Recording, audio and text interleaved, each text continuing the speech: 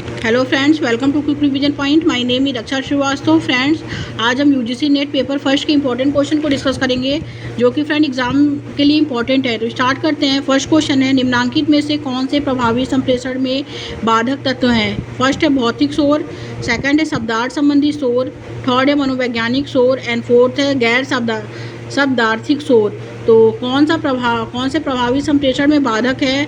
वो है इसमें बाधक तत्व जो है फ्रेंड, वो है भौतिक शोर।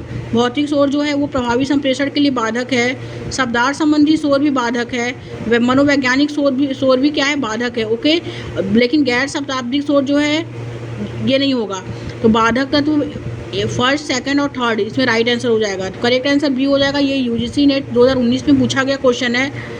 तो कौन सा प्रभावी संप्रेषण में बाधक तत्व है? तो भौतिक शोर, शब्दार्थ संबंधी शोर और मनोवैज्ञानिक शोर। करेक्ट आंसर बी हो जाएगा। आगे देखेंगे, विषयेतर यथा बोलने की दर, ध्वनि विराम उत्पन्न करने और उच्चारण की विलक्षणता को निम्नलिखित में से किस व्यवहार की संज्ञा दी जाती है? तो विषयेतर यथा बोलने की दर, ध्वनि विराम उत्पन्न करने और उच्चारण की विलक्षणता को निम्नलिखित में से किस व्यवहार की संज्ञा दी जाती है? ये एनटीए नेट जून 2019 में पूछा गया क्वेश्चन है। ए है परावैक्तिक, बी है अनुप्रमाणित, सी है पराभाषिक एंड डी है अनैच्छिक। तो विषयक यथा बोलने की दर, ध्वनि विराम उत्पन्न करने और उच्चारण की विलक्षणता को निम्नलिखित में से किस व्यवहार की संज्ञा दी जाती है? वो पराभाषिक की संज्ञा दी जाती है। राइट आंसर सी हो जाएगा। आगे देखते हैं, कक्षा में निम्नलिखित में से किसके कारण प्रतिपुष्टि में विलंबन हो सकता है? एनटीए नेट 2019 में पूछा गया क्वेश्चन है कि कक्षा में निम्नलिखित में से किसके कारण प्रतिपुष्टि में विलंब हो सकता है?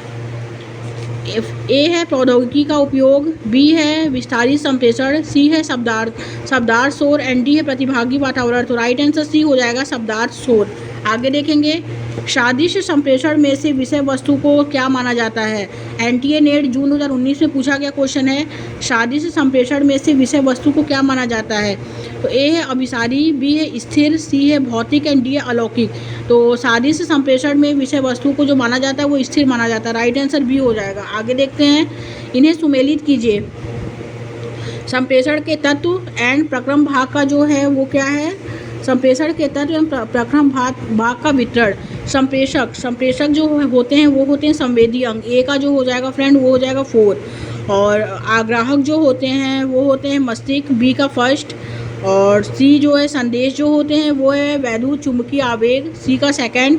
और माध्यम जो है होता है वो केंद्रीय स्नायु तंत्र होता है। ओके, तो ए का जो होगा फ्रेंड 4 हो जाएगा, बी का फर्स्ट और सी का जो हो जाएगा सेकंड एंड डी का थर्ड। तो करेक्ट आंसर सी हो जाएगा। आगे देखते हैं, मधुमक्खियों का नृत्य जो दूसरी मधुमक्खियों को यह बताता है कि मधुरस कहाँ मिलेगा, यह किसका उदाहरण है? 2019 में पूछा गया क्वेश्चन है। तो आगे देखते हैं, ए है जनसंचार, बी है समूह संचार, सी है अंतर्वैयक्तिक संचार एंड डी अंतर्वैयक्तिक संचार। तो राइट आंसर बी हो जाएगा, जन समूह संचार। ओके, आगे देखेंगे, नीचे दिए गए विकल्पों से संचार का सही क्रम चुनिए। 2019 में पूछा गया क्वेश्चन है। तो ए है इसमें विगोपन, फिर है सूचना, फिर है प्रत्यायन, फिर है व्यवहार संबंधी परिवर्तन। तो करेक्ट आंसर सी हो जाएगा। आगे देखते हैं, निम्नलिखित में से कौन सा एक मास मीडिया का कार्य है? तो मास मीडिया का कार्य जो है 2019 में पूछा गया क्वेश्चन है वो है राष्ट्रीय नीति का निर्माण करना। ओके, राइट आंसर बी हो जाएगा। आगे देखते हैं, एक क्लासरूम स्थिति की दशा में एक शिक्षक किसी समस्या के हल पर पहुंचने में समूह चर्चा का आयोजन करता है। प्रयुक्त संचार के प्रतिमान की दृष्टि से इसे कहा जाएगा, क्या कहा जाएगा? ए है क्रियान्विकारी प्रतिमान, बी है अंतःक्रिया, सी है क्षैतिज प्रतिमान एंड डी है रैखिक प्रतिमान। तो एक क्लासरूम स्थिति की दशा में एक शिक्षक किसी समस्या के हल पर पहुंचने में समूह चर्चा का आयोजन करता है। प्रयुक्त संचार के प्रतिमान की दृष्टि से इसे क्या कहा जाएगा? तो इसे क्रियान्विकारी प्रतिमान कहा जाएगा। ओके, 2019 से पूछा गया क्वेश्चन है। राइट आंसर ए हो जाएगा। आगे देखते हैं फ्रेंड्स, नेक्स्ट क्वेश्चन क्या है?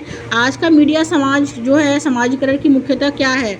एनटीए नेट जून 2019 से पूछा गया क्वेश्चन है। ए है रहस्यमयी, बी है नैतिक रूप से विवश, सी है उपभोक्ता सचेत एंड डी है परंपरा केंद्रित। तो आज का मीडिया समाज जो है समाजीकरण जो है मुख्यतः जो है वो है उपभोक्ता सचेत है। राइट आंसर सी हो जाएगा। आगे देखेंगे, संप्रेषण के संज्ञानात्मक क्षेत्र में निम्नलिखित में से किससे संबंधित मामले शामिल हैं? तो ए है इसमें संवेग, बी है ज्ञान, सी है भ्रांति एंड डी है पलायनवाद। तो संप्रेषण के संज्ञानात्मक क्षेत्र में जो है वो ज्ञान से संबंधित मामले क्या है शामिल है। राइट आंसर बी हो जाएगा। आगे देखेंगे, किसी कक्षा में विद्यार्थी को एक प्रभावी श्रोता होना चाहिए, उसे क्या ध्यान में रखना चाहिए? उसे जो ध्यान में रखना चाहिए वो है इसमें अकादमिक पाठ का और संप्रेषण विकर्षणों का क्या करना चाहिए, इसको ध्यान में रखना चाहिए। तो तीसरा चौथा राइट हो जाएगा। तो राइट आंसर डी है। आगे देखेंगे, चूंकि अन्य लोगों के साथ सार्वधिक अन्योन क्रिया अति सतही पर होती है, अच्छी करना काफ़ी कठिन हो जाता है। तो ए है मार्ग सुधार, बी है पूर्वानुमान, सी है कार्य एंड डी है घोषणाएं। तो राइट आंसर बी हो जाएगा पूर्वानुमान। आगे देखेंगे, आम संप्रेषण और कक्षा में होने वाले संप्रेषण में सूचना एवं विषय वस्तु के प्रक्रमण प्रक्रिया को क्या कहा जाता है? तो ए है औचित्य स्थापन, बी है गेट कीपिंग, सी है विषय सामग्री सुधार एंड डी है वन वे प्ले। तो राइट आंसर बी हो जाएगा, गेट कीपिंग कहा जाता है। आगे देखते हैं, अभिकथन ए है कि प्रतिरोध के साथ कोई संस्कृतिकरण घटित नहीं होता है। ये क्या, ये गलत है। और तर्क आर है कि लोगों के अपने मूल्य अस्वहित होते हैं जो संप्रेषित संवाद को परिशोधित करते हैं। ये क्या, ये सही है। ओके, तो करेक्ट आंसर डी हो जाएगा। आगे देखते हैं, कक्षा शिक्षण के संदर्भ में मुस्कान या भ्रुकुटी तनाव का उपयोग जब अवाचिक संकेत के रूप में किया जाता है तो इससे निम्न लिखित में से कौन सा मूलभूत प्रकार संपन्न होता है? तो होता है प्रकार प्रतिस्थापन।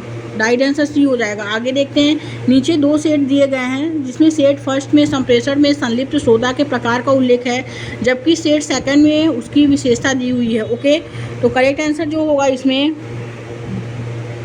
गैर श्रोता अन्य जो है वो हो जाएगा इसमें अपेक्षित जानकारी के अलावा जानकारी में लिप्त होता है। ए का फर्स्ट सीमांत श्रोता जो होता है संप्रेषित सूचना के प्रति यथाकदा ही ध्यान देता है। बी का फोर्थ और मूल्यांकक श्रोता जो होता है, सी का सेकंड संप्रेषण के संदर्भ में अर्थ गंभीरता का प्रसंस्करण किए बिना ही जानकारी प्राप्त करता है।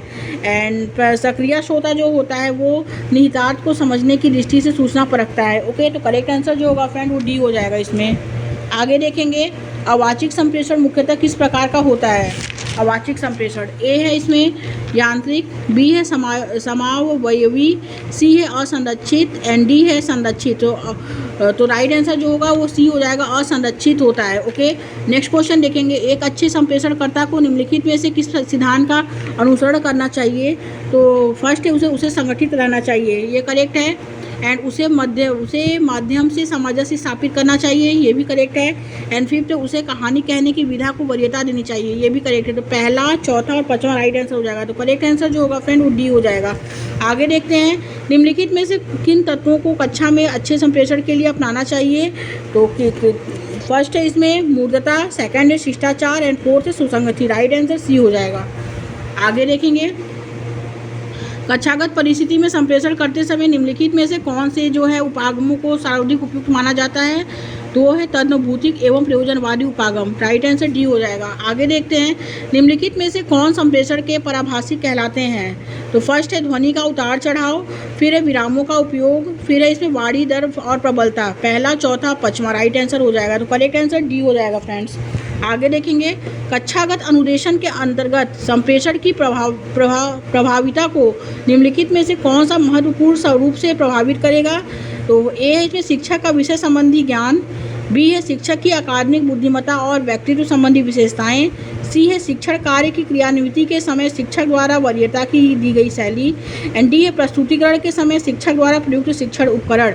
तो कक्षागत अनुदेशन के अंतर्गत संप्रेषण की प्रभावकारिता को निम्नलिखित में से कौन जो है महत्वपूर्ण रूप से प्रभावित करेगा? तो वो है शिक्षण कार्य की क्रियान्विति के समय शिक्षक द्वारा वरीयता की दी गई शैली। ओके, राइट आंसर सी हो जाएगा इसमें। आगे देखेंगे, नेक्स्ट क्वेश्चन क्या है, एक शिक्षक छात्रों को 6 समूहों के गठन का निर्णय करता है और परिचर्चा एवं प्रतिवेदन के लिए प्रत्येक समूह को एक उप विषय सौंपता है।